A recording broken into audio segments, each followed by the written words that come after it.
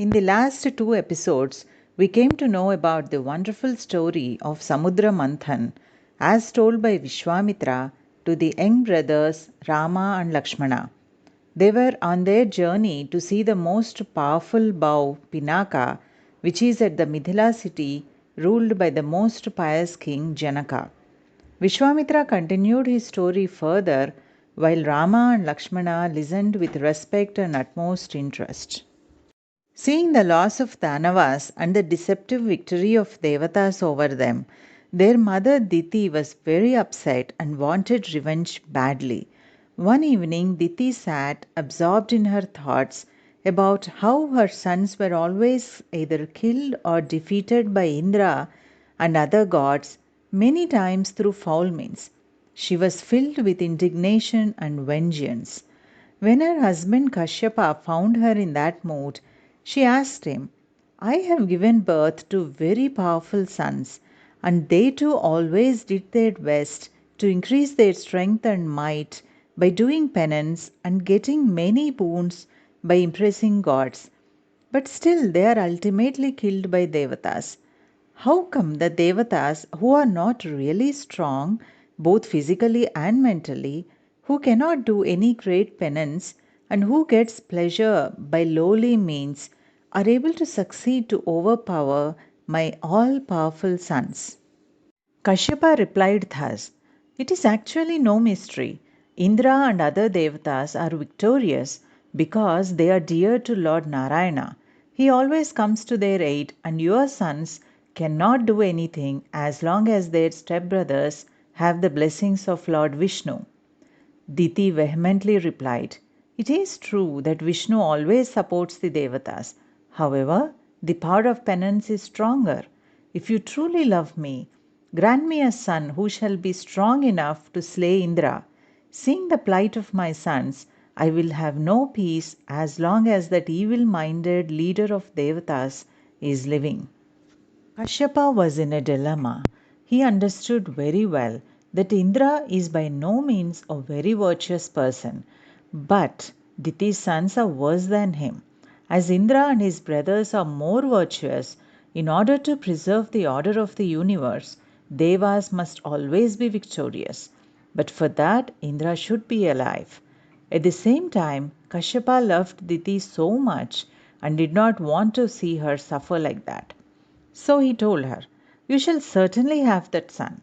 However, you must worship Lord Vishnu and observe a holy ritual called Pumsvana while you are carrying this child. If you fulfill the conditions of this ritual to the full extent, you will bear a mighty son who shall be the slayer of Indra. What is this ritual? Enquired Diti. She further said, No matter how difficult the conditions might be, I shall observe them very diligently. The desire for revenge shall provide me with the strength to complete this penance to the fullest. Listen carefully, said her husband Kashyapa. You must perform this ritual for as long as you bear the child.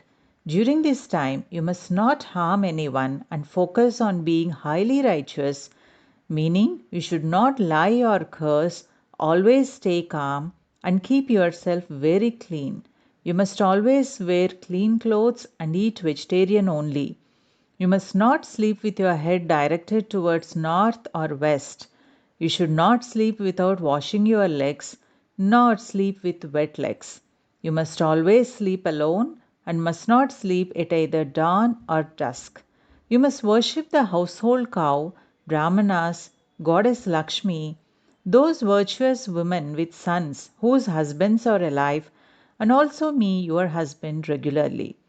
If you observe this vrata or ritual called Pumsvana for a whole year, the son born then shall be the slayer of Indra and lead his brothers to victory. But even if you make a single mistake, that same son will become a follower of Indra. Diti confidently began observing the ritual starting from the same day. She obeyed her husband's directions diligently, and in due course of time, she conceived the child that she wanted. By the time Indra came to know about the plan of his stepmother through his own mother Aditi, she was almost at the end of her term. Initially, he did not care much, But when he saw Diti glowing with the power of her still unborn child, he immediately sprung into action. He told her that as he cared much for her, he would like to take care of her until she delivered the baby.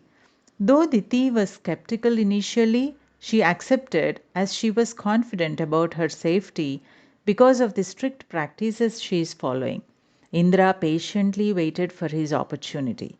As fate would have it, Diti found herself excessively tired one evening and ignoring the conditions specified by her husband, she fell asleep at dusk without washing her legs. Seizing the opportunity, Indra, with the help of his tantric power, shrunk himself to a tiny form and entered her womb. With the help of his weapon Vajrayudha, he sliced the glowing, golden hued embryo into 7 pieces.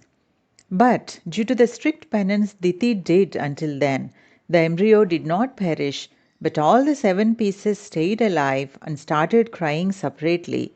Scared that it will awaken Diti, Indra called out, Maruda, Maruda, meaning don't cry, don't cry.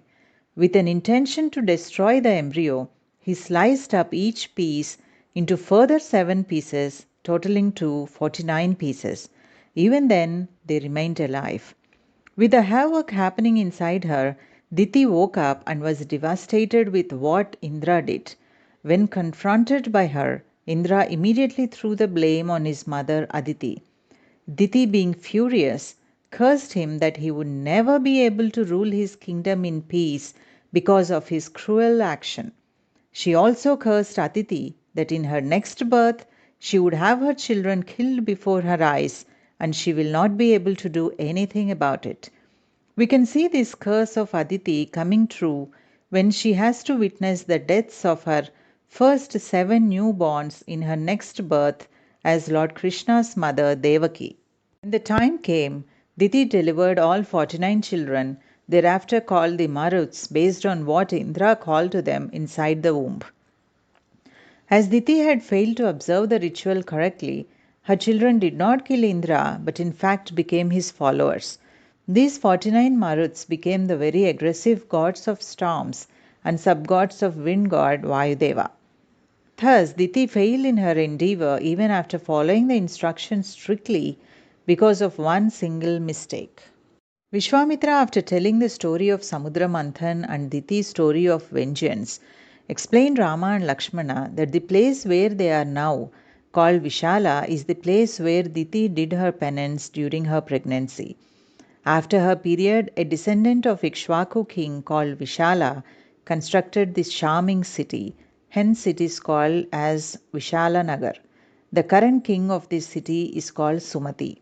As they were talking about the place, the king Sumati came and paid his respects to sage Vishwamitra. As per his request, the group rested at that place only for the night and early next morning continued their journey towards the Videha kingdom. Let us know more about their journey and what happened later on in our next episode. Hope you enjoyed this story. My name is Gayatri, narrating Ramayana for our English speaking friends. If you like this video, please like, leave a comment and share to your friends. Also subscribe to this channel and press the bell icon to get notifications about my new videos. In these videos, I am following Valmiki Ramayana, adding some additional information here and there from my online research. Sarve Jana Sukhino Bhavantu.